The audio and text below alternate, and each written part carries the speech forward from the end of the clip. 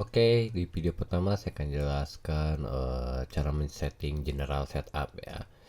Oke, pertama ya buka dulu websitenya, silakan login ke websitenya. Jadi karena ini WordPress ya, login itu bisa lewat WP admin, bisa lewat sini juga sama saja ya. Cuma untuk mengakses dashboard sini bisa login langsung aja lewat sini ya. Oke, setelah login, klik menu setup LMS. Nah, di sini nanti akan mengatur pengaturan general setupnya ya. Pertama, di sini ada general. Nah, di sini kita bisa mengatur primary, secondary color, lalu ada mengatur font. Lalu di sini ada slug atau permaling ininya ya, permaling slugnya ya. Nah, ini pertama single cost slug, misalkan seperti ini. Oke. Nah, ini kan misalkan ya, saya buka salah satu course-nya. Lihat, ini slugnya course ya. Nah, ini course. Nah, ini kan judulnya ya, ini URL-nya. Jadi ini ya course. Kalau misalkan mau ininya slugnya kursus atau belajar atau apa itu ya, kata-kata ini nanti ubah. Oke. Lalu di sini ada archive course slug. Maksudnya kalau archive itu bagian halaman-halaman kategori. Contoh misalkan saya klik semua kursus ya. Untuk halaman semua kursus itu nanti itu seperti ini, domain courses ya, ada S-nya ya kalau saya. Nah, kalau misalkan nanti mau kursus, belajar atau semua course tuh bebas ya, silahkan isi. Nanti seperti ini nanti menampilkan list semua course. Kalau misalkan per kategori, contoh misalkan ini marketing, misalkan ya marketing. Lihat, nah course kategori marketing. Jadi slugnya ini mengikuti yang archive ini. Kalau single yang tadi itu slug mengikuti untuk per course, untuk katalog per course. Kalau archive itu adalah untuk kategori ya, atau semua, kalau halaman archive untuk semua course seperti itu. Nah, jadi dipastikan ya ini disetting dulu di awal. Jangan sampai nanti sudah banyak course, sudah ke indeks Google, ini diubah. Ini bahaya, ini bisa jelek nanti ke SEO Google-nya. Oke. Lalu ke header. Nah, nanti di header ini aktifkan custom header ya. Ini aktifkan custom header. Nanti untuk membuat header bagian websitenya ya. Ini untuk membuat header bagian websitenya. Oke. Nah, oke, misalkan seperti ini. Nah, di sini ada aktifkan custom header, silakan aktifkan. Di sini ada select template. Sini baru ada satu template ya.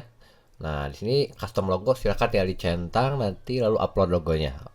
Nah, nanti menyesuaikan. Kalau misalkan terlalu lebar, ininya kecilin ya. Di sini ada sticky header, maksudnya ini lihat, nah ngikut gini nih sticky itu ya, ngikut gini. Nah, di desktop nyalakan atau di mobil nyalakan atau matikan, boleh silakan ya. Nah, ini custom menu kategori itu yaitu yang ini. Nah, yang ini di sini ada ya, di sebelah search ini ada kategori, lihat.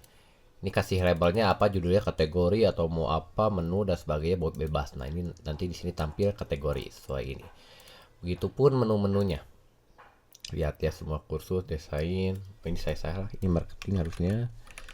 Oke. Nah, di masa programming desain di sini masukkan kategorinya, halaman-halaman URL kategorinya.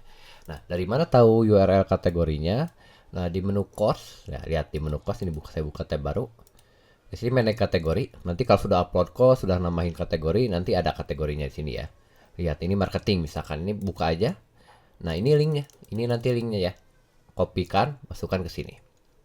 Kalau misalkan mau buat submenu, contoh misalkan ketika saya klik arahkan desain nih, nanti muncul submenu ke kanan. Nah, nanti seperti ini ya.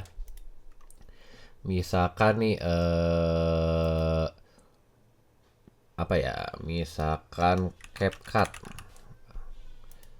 Nanti masukkan aja kategorinya di sini ya, masukkan linknya, lalu ini isi satu. Nanti tinggal save aja. Oke, sambil saya jelaskan yang lain ya. Oke, saya save dulu. Coba saya reload. Lihat, nah ini muncul nanti submenu seperti ini ya. Kalau misalkan nanti ada submenu, oke seperti itu ya. Nah oke, di sini ada custom menu 2. Nah kalau custom menu 2 ketika dicentang, misalkan ini saya nanti itu munculnya di sini ya. Nanti itu munculnya di sini nih. Di area ini ya untuk paket harga ini. Ini kasih aja label judulnya misalkan apa ya, subscription misalkan. Nah, ini saya kan ini menampilkan nanti kalau misalkan ada fitur subscriptionnya aktif, ini kan bisa lihat paket subscription misalkan itu bebas sebenarnya itu mau diarahkan kemana. Cuma ini saya contohnya mau diarahkan ke sini. Paket bulanan misalkan ya. Ini copy linknya masukkan ke sini. Ini tombolnya misalkan saya gray aja, oke. Saya klik save. Lihat ada di sini tombolnya ya. Nah, seperti itu. Oke. Oke. Di sini ada bottom header. Kalau bottom header itu nanti tampil menunya itu di bawah header. Nah, di area ini ya. Ini coba saya aktifkan. Oke, nah di sini menu alignmentnya tengah atau kiri bebas ya. Nah, ini desktop height misalkan 40, tinggi headernya. Oke, nanti masukkan ya URL misalkan home. Apa misalkan ini submenu, lihat. Ini kategori. Ini 0, ini 1, ini 2. Artinya bisnis design ini akan jadi submenu dari kategori ini. Ya, kita coba sambil save dulu ya, lihat. Saya close dulu. Oke, nah lihat ya. Ini home. Nah, lihat ini kategori muncul lagi submenu. Nah, lihat. Misalkan nih teman-teman di sini mau isi kategori, lalu mau ada submenunya. Misalkan submenunya bisnis. Maka di sini isi satu. Artinya satu itu adalah submenu dari menu sebelumnya, misalkan kategori ini. Oke. Kalau menu utama seperti yang muncul di sini itu isinya 0 ya. Nah, kalau 2 ini artinya desain ini submenu dari bisnis. Patokannya ke atasnya ya. Nah, lihat. Nah, seperti itu. Oke. Paham ya? Nah, nanti saya coba-coba aja silakan. Oke. Nah, sini ada background toolnya bisa diatur ya. Sini silakan. Lihat, jadi nanti muncul di sini submenunya. Oke, jadi ada bottom header lagi di bawah header utama. Kalau mau nggak tampilkan ini tinggal dinonaktifkan, oke. Nah, oke, ini hanya mengatur warna ya. Ini hanya mengatur warna. Kalau ini saya posisinya nggak login, ini nanti tombolnya adalah login dan register kan. Ini nanti bisa diatur warnanya, silakan. Mobil hamburger menu. Ini adalah menu di. Nah, ini bagian ini ya. Ini bagian ini nanti menunya.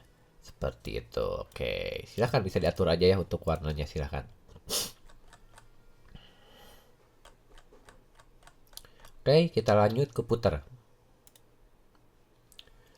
Kalau putar adalah bagian ini, lihat. Putar ini bagian ini ya, di bagian di bawah. Lihat opsinya itu baru ada satu. Nah, ini tidak bisa pilih opsi 3 kolom, 4 kolom, 5 kolom. Kalau saya yang ini 5 kolom. Ya, misalkan saya 5 kolom. Nah, ini custom desainnya ini untuk background putar, warna dan sebagainya, silakan. Ini logo, silakan di-upload saja. Nah, ini menu, ini menu-menu. Misalkan ini custom kolom 2, yang ini ya, kolom 2 itu ya. Nah, lihat. Ini tinggal tambah-tambahin aja. Oke, silakan. Ini pasti paham teman-teman. Nah, ini bagian copyright yang ada di bawah ini, silakan bisa sesuaikan ya. Oke, kita lanjut lagi ke single cost. Oke, kalau single cost sih baru ada satu template ya untuk saat ini. Nanti udah cukup gini aja. Nah, ini maksud single cost itu bagian ini, bagian page setiap katalog cost. Nah, seperti ini tampilannya. Oke. Kalau archive adalah archive itu yang tadi ya, yang menampilkan page semua cost atau page semua kategori. Nah, ini menampilkan seperti ini tampilannya. Di sini ada opsi, ada list, ada grid. Silakan ini tinggal disesuaikan aja. Nah, silakan sesuaikan aja, tinggal dibaca aja keterangannya, nanti tinggal disesuaikan, oke. Oke, sekarang bagian materi. Nah, ini materi ini ada fitur-fitur tertentu, ada YouTube Protection, quiz ya. Nah, nanti kalau misalkan mau ada fitur quiz, assessment, tinggal diaktifkan aja. Ini tinggal aktifkan saja ya. Ini watermark, nanti kalau misalkan pakai video YouTube nanti dimasukkan ke course-nya, nanti ada watermarknya di videonya ya. Tinggal tambahin aja. Ini fitur juga tinggal diaktifin. Tinggal diaktifkan saja. Cukup, nanti muncul di sini menunya. Ya, nanti muncul misalkan fitur setting, nanti muncul sertifikatnya di sini. Begitupun affiliate, subscription dan sebagainya. Oke. Nah, lalu check out. Nah, check out di sini ya. Oke. Nah, di sini ada show add to cart button. Nah, di sini ketika di single cost lihat ada, sorry ini yang paket pelangganan ya. Oke, saya buka yang ini. Saya harus buka di browser lain ya, dalam posisi tidak login. Oke, saya coba. Nah, lihat ya, ini kok kan aktif posisinya, defaultnya aktif. Nah, ketika saya buka ini nanti ada tombol add to cart di sini. Jadi bisa masukin dulu ke keranjang nih. Nah, lihat masuk ke sini dulu nih ke keranjang, lihat. Ada keranjangnya dulu. Kalau misalkan mau beli-beli dulu sekaligus, seperti itu, oke? Karena ini produknya cost, berarti tidak ada quantity ya, hanya bisa membeli satu saja, seperti itu. Lalu di sini ada Guest Checkout. Kalau ini posisinya nonaktif, Guest Checkout itu ya, ketika saya, ini kan saya tadi add to cart ya, ini posisi gak login. Lihat, ketika saya mau lanjutkan ke checkout, lihat harus login dulu atau register, ya, atau bisa login pakai Google atau Facebook, ya kalau sosial loginnya aktif. Nah kalau sudah punya akun login, ketika sudah masuk nanti sudah diarahkan ke checkout seperti itu. Kalau belum punya akun register dulu, seperti itu. Jadi harus register dulu. Jadi ketika mau checkout itu wajib login atau register dulu. Sebaliknya kalau di sini klik sekarang juga sama, maka akan disuruh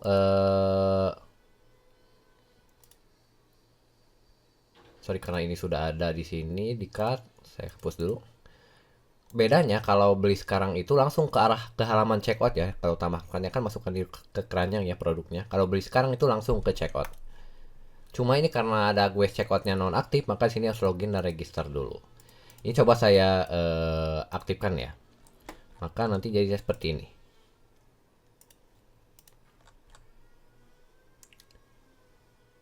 Lihatnya. Nah, itu bisa langsung masuk ke checkout. Jadi buat beli produk ya sekaligus sambil buat akun. Nah, ini harus diisi password karena ini wajib untuk mengisi password dan email ketika checkout itu ya. Kalau gue checkoutnya aktif seperti itu, oke. Lalu di sini ada payment method, di sini ada payment method ya. Nah, di sini ada bank transfer, aktifkan saja, tinggal tambahkan banknya, tinggal tambahkan perlunya. Nah, nanti di sini ada payment gateway ya, baru bisa midtrend, nanti tinggal diintegrasikan saja. Ya, oke, kalau nanti perlu bantuan untuk integrasi midtrend boleh hubungi kita. Sini ada email notification, silahkan ya. Tinggal diaktifkan saja dan tinggal diatur. Ada login panel gitu ya, silahkan. Tinggal disesuaikan aja, tinggal dibaca instruksinya social login. Nah, social login ini untuk integrasi login Google dan Facebook. Lihat ya, sini saya sudah integrasi. Instruksinya ada ya di sini, tinggal dibaca aja instruksinya, oke. Di sini ada Elementor integration. Oke, sini ada Elementor integration. Nah, ini tinggal diaktifkan aja semuanya. Ini nanti penting untuk membuat kayak homepage ya. Nah, kayak saya mau mengatur homepage seperti ini, elemen-elemennya ini penting diaktifkan. Lalu di sini ada lisensi. Nah, ini lisensi untuk lisensi masa aktif plugin atau website teman-teman gitu ya. Untuk sistem LMS-nya seperti itu. Kalau lifetime, kalau ada bulanannya, ada bulanannya. Nanti expired, otomatis ini gak bisa dibuka bagian course seperti ininya, gak bisa upload course dan sebagainya. Nah, seperti itu ya untuk general setup.